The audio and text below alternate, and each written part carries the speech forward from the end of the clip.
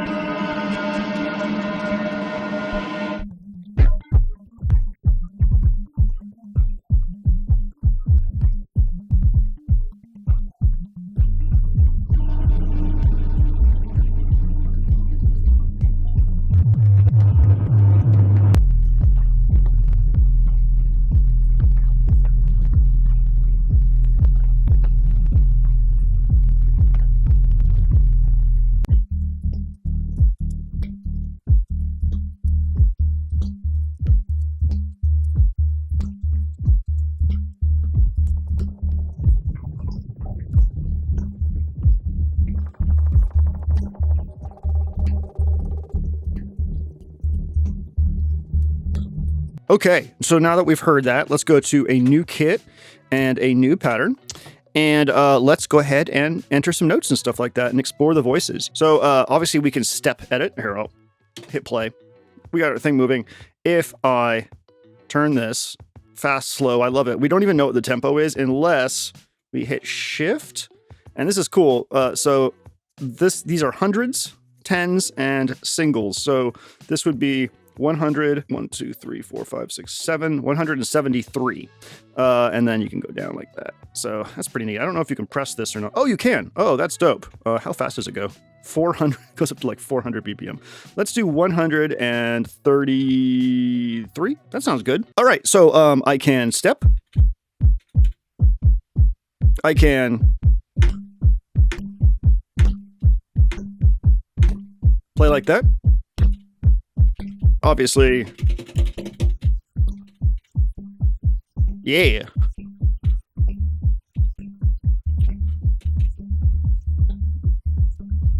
So just really immediate, really right here. This thing is like insanely playable and just like in your face. Like there's really nothing hiding underneath except for some like probability and like ratcheting and stuff. But in terms of just playing, this thing is up front. It is an instrument and I really, really like that about it. Okay, let's go ahead and strip this down real quick and listen to each voice. I want you to be able to hear what each voice does. So Algo 1 is a full drum. Mode 1 is no transient. Oh, God, that sounds good. There's a transient you can hear now. It's noise and a pulse transient. And then we have fold amount and pitch envelope amount. Yeah, that's good. I am going to put a little drive in there. Then we have a wavetable drum. Mode 1 is wavetable 1. Wavetable 2. Wavetable 3. That's pretty fucking cool. And then we have that pitch mod again. Mode 3 is a resonant bass drum. Pitch. And then I think this is all the same except for Algo 3 and Algo 2. We start getting a bit more distortion. So that's nice, right? We do have a multi-mode filter, which is analog for each thing. So here's our bandpass and our high pass. No resonance control, but that's okay. God, this thing is just like fucking nasty as shit. Okay, voice 2. We are at 1, 2, 3, 4, 5, 6, 7, 8, 9, 94 BPM. Cool. Okay, voice 2. Filter up, blah, blah, blah. A little bit of drive, level up. Okay. Algorithm 1 is a full drum again, so same as before. Same with the pulse transient and the noise transient. Then I'll go 2. It's a wavetable drum.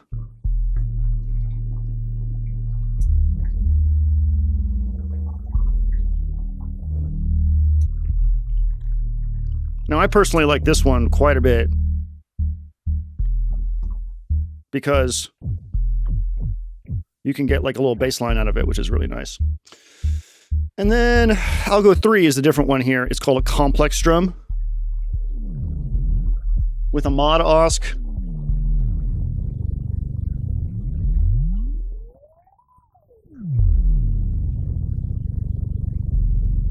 Which is pretty cool.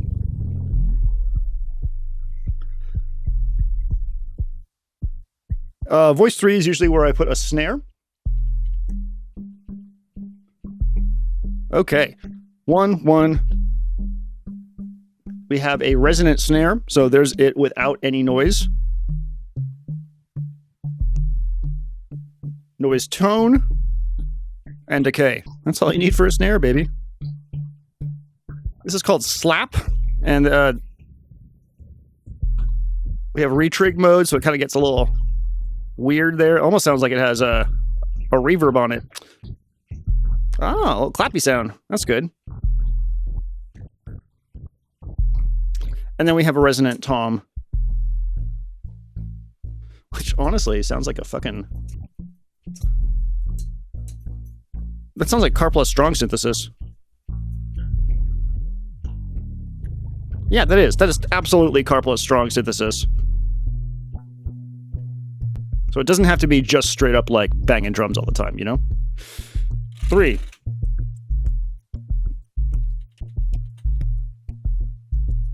Noise hat. White noise. Pulse stack. And this one has like a fake reverb on it, which is cool. I really like that. I have a high pass filter on this right now. It can get a little unruly. Mode 2.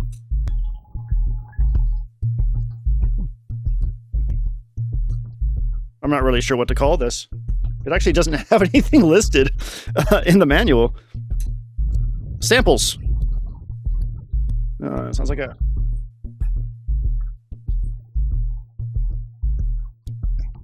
Bit crush. And the sample choice. That's cool. And just so you know, you can... we're going to get into automation next here in a second, but I want to show you this now because I just remembered or just thought of it. So if you hold down a step and change,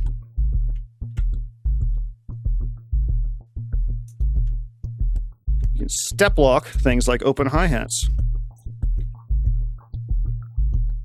Yeah. Let's explore the Bucket Brigade delay. We'll do it on here and here. Feedback up.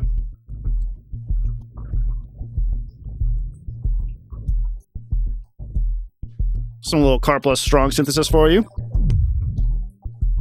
It's really fun to play with. I don't normally like these kinds of delays, not timed or whatever, but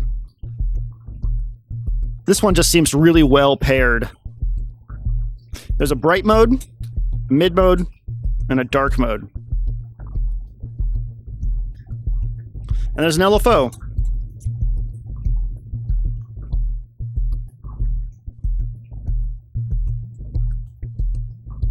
Nice. We got an LFO that we can apply to this whole thing here. Let's go ahead and change up our pattern. So I just step lock that snare to the other channels here. Okay, LFO. So if I hit mod, I can pick a parameter. These are listed right here, and each one of these becomes a channel, right? So if I pick, let's say, parameter 1 for this, I've chose parameter 1 for this thing. And then I turn up the mod amount. And now you can hear it. You can sync it.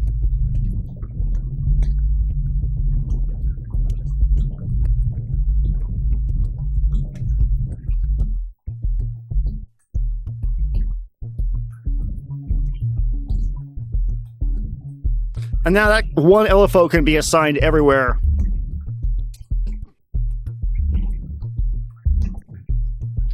You can change the wave type.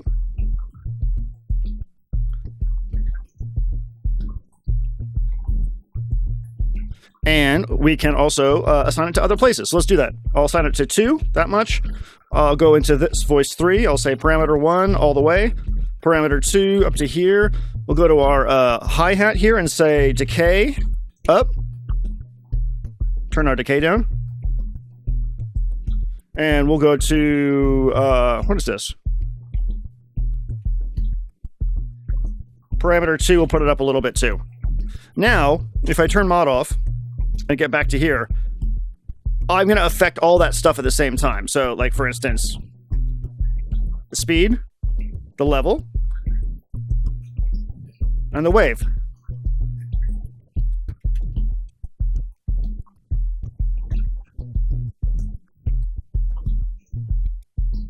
So this all becomes like a very, very performative control, just having the modulation here. The mod level knob is a really smart choice. I'll turn it. So what else can we do here? Let me check my notes. Let's play around with probability, groove, and ratchet. Okay, cool. So let's talk about probability first. It's really easy. We can hold down a step and go to prob and then press one of these tap buttons to select one of the probability amounts that's there. So I can set these all to have probability like this. change the probability amount by picking a different step.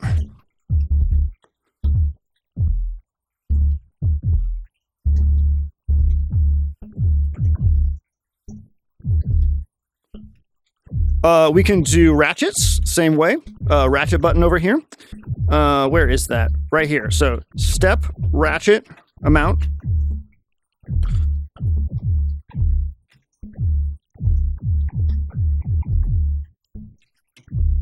We already talked about step locking. We can also record automation directly into here. So I'm going to record automation into this channel by hitting record.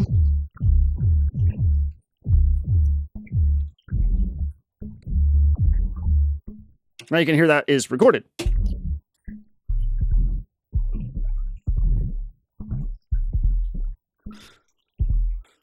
So let's get a few more snare hits in here so we can work around with the groove. So shift and then groove. So these are grooves here, right here. And I pick one for each channel. So channel 1, channel 2, channel 3, channel 4. So let's hit play and listen to some grooves. Make sure we're not doing any effects send there. Let's try that again. Shift, groove.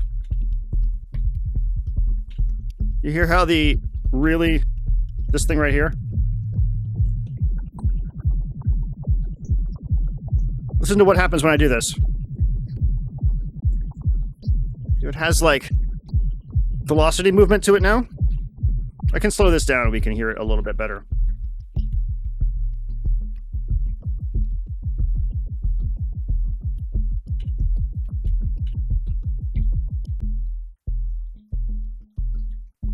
That's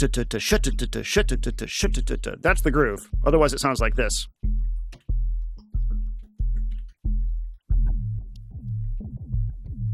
Let's go ahead and mess with per track shuffle. I really like this. So if I hit shuffle, each one of these now remember, track 1, track 2, track 3, track 4.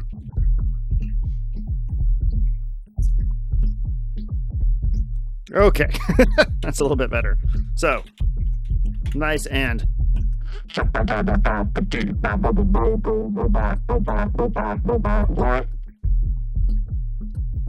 I'm a galloping horse now. I'm a robot horse. I'm a robot horse. Okay, now we can mix this stuff up a bit. Get a little Dilla-esque or something.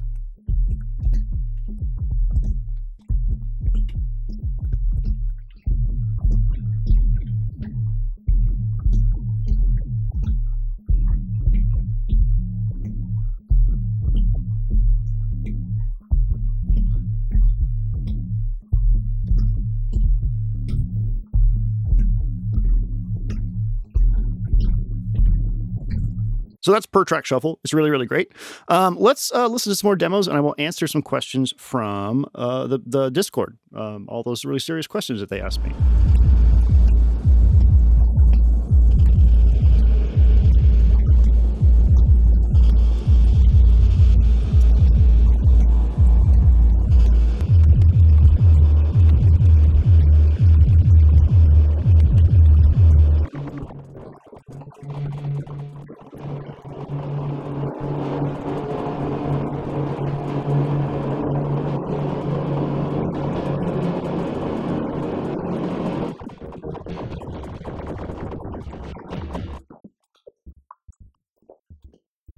All right, it's time to answer some questions from my patrons, from my Discord. First question, how does it taste?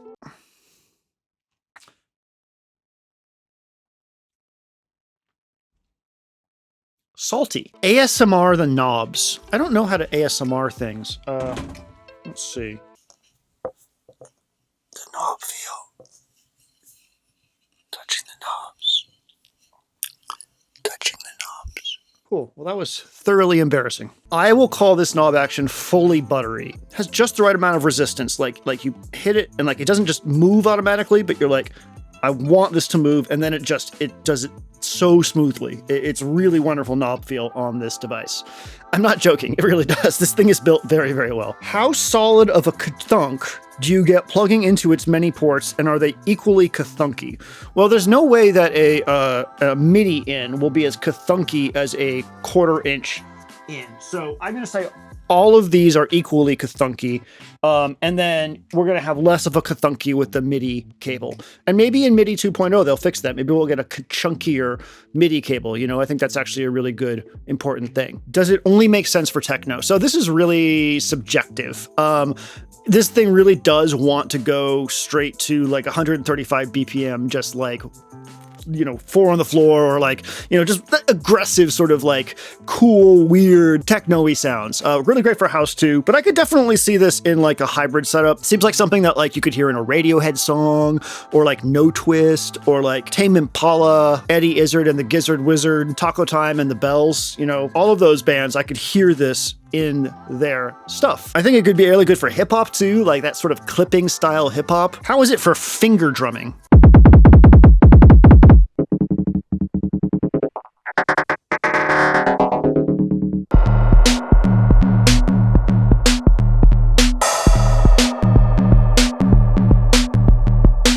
Can it do chromatic stuff with the keyboard? This was a really interesting question. I hooked up our friend here, this Keystep. I tried every MIDI channel I could, and I didn't get anything. There's 2 ways it could work, right? Like, if each voice had its own MIDI channel, then theoretically you might be able to play them chromatically. Or, and this is what I assumed, that this was all going to react by standard on channel 10, and that like each voice would be a note.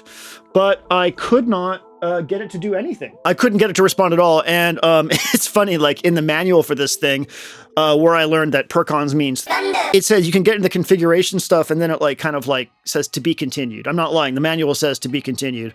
So I could be missing something regarding that. Does it break if it falls on the floor from a desk? Well, this is a loner, so I'm going to say no. If my floor was made of concrete as opposed to carpeted, and the desk was like this high or that high, I think you might have a problem. But this is a very solidly built piece of kit. I don't think it's going to break if it falls from this desk onto this floor. If you bring it to a party as your +1, will you look cool or desperate? I think you'll look cool. I think there's no way that you couldn't just like show up to any social event with this and like having told them that it was going to be your +1, and then you sit down for dinner and you sit it next to you at the table and then insist that it gets treated like a human being. I think people will probably think that's very cool, and I think you should probably do that. Sending individual channels into Euro effects would be rad. Yeah, I agree. I'm not going to do that. It's too much work. Like I probably will say in the other video, each of these has an individual out, which is truly wild. This thing can integrate into a bigger studio in a pretty serious way. So, you know, I'm running it through the hologram microcosm, and you can hear what it sounds like with some effects. So hopefully you can extrapolate a little bit what would happen if you ran each voice through its own effects. Final question, if you put on a high-vis vest and have a laminated ID card of any sort, can you show up at any business claiming it's a piece of testing equipment and get into their power or server room? It does have a very sort of like Heinbach test equipment vibe to it.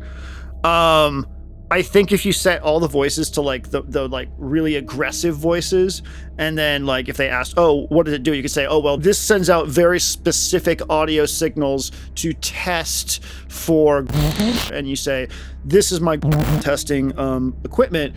I was hired to test for. And if they ask, you just pick the like most aggressive, like, you know, voices on here and say, this is for like medium size. This is for large. And these other 2 are for like, or like, and you know, they're gonna let you in. Like nobody wants a, so you just give it a try, you know. And you know, I think it's a noble cause. You should be out there looking for.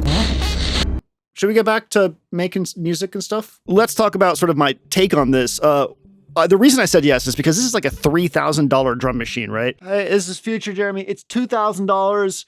That places it much more in competitive line with other drum machines, I'd say. With it being such a luxury item, such a luxurious friend here, I was definitely like, this is really the only chance I'm going to get a chance to like play with one. So that's why this is here. Would I buy this for myself? If I had the cash, absolutely. This thing is fucking dope. I don't have $3,000 to spend on this. I have an analog Rhythm already. I don't feel like this like really necessarily takes over that place, though there are some things that this has an advantage of over like something like the analog Rhythm, and that is What you lose in like complexity and density of control on the rhythm, you get immediacy on here. And that's important when you're performing, just being able to reach up and touch everything at once is really, really cool. Flicking these algorithm switches around and getting like a completely different vibe is like a performative tool, just like I used to do with like the BIA from noise engineering. Like having these like mode switches and algorithm switches, you can just go like pamp and change the way the sound sounds is really dope. I'd say this is sort of a luxury item, I'd say it's a bit of a luxury item, but they knocked it out of the park with what they did. I think it's great. Do I have anything else to say? Buy this drum machine. Link in description. I'm going to jam us out. Thank you so much for watching. Thank you to everybody who asks questions in my Discord and supports me on Patreon. I love you. There's a link for that in the description too, if you're down with that kind of thing. I'll probably be uploading a lot of these performances and like WAV files to the tier of Patreon to get samples so that people can mess around with this sounds themselves, because there's some good loops up in here. All right, I'm going to jam us out. Y'all take care. My name is Jeremy. This is Red Means Recording, and I hope you have a wonderful day.